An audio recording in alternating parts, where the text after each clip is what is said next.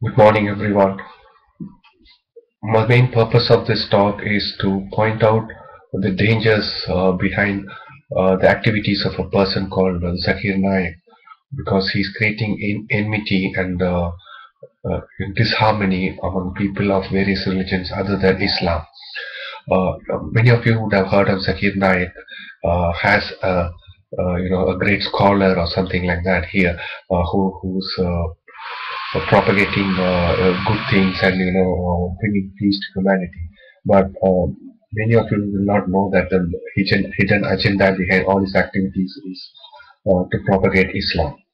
He he has founded an organization called Islamic Research Foundation, IRF.net, and if you see this website, you will be horrified to note that he has defamed all other religions except Islam, and not only that, he has twisted and mistranslated, quote out of context, many of the great scriptures of the world, like the Bible, the Bhagavad Gita, and the Vedas, etc.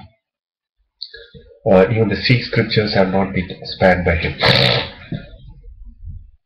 What I would like to point out that please do not be miscarried uh, that he is telling the truth, because I am going to prove to you shortly that many of his translations, or almost all of his translations, are but mistranslation, quoting out of context, telling lies, and giving a different interpretation in order to suit his goal. His main goal is to propagate Islam by degrading other religions. For example, I'll go to a very simple uh, verse which he quotes often in order to tell everybody that, especially the Hindus, that they should stop worshipping idols. He has quoted the chapter 7, verse 20 of the Bhagavad Gita, where Lord Krishna says that one should not worship other demigods.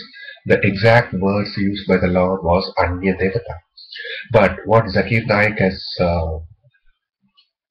telling about this, and is telling in almost many of his lectures that Krishna says that you should not worship idols, but that is not true. Anybody with you don't have to be a Sanskrit scholar for this.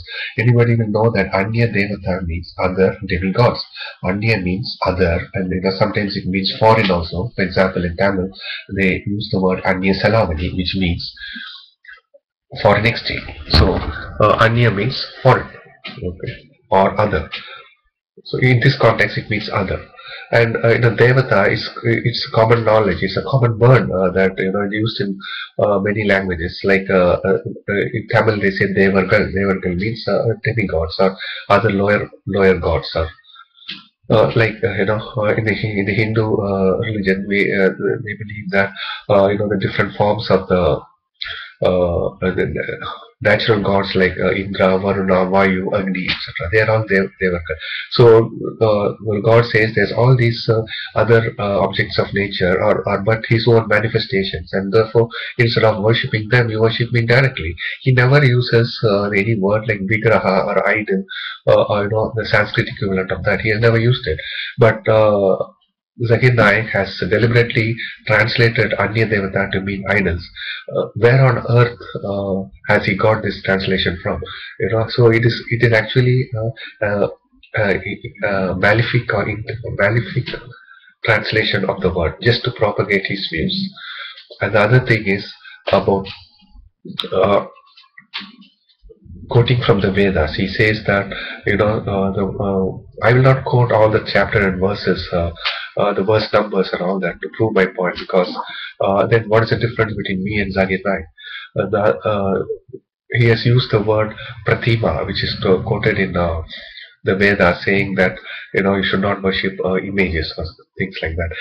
If you see the context carefully, the Vedas say that no image or sculpture, whatever you make, can be an exact replica of the Lord. That's what it means actually.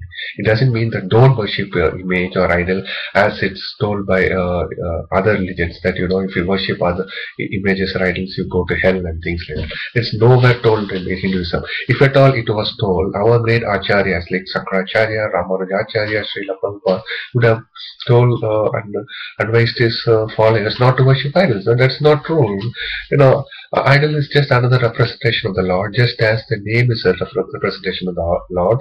Idol is used for as a visual attribute, or the eye is a most useful sense to the human.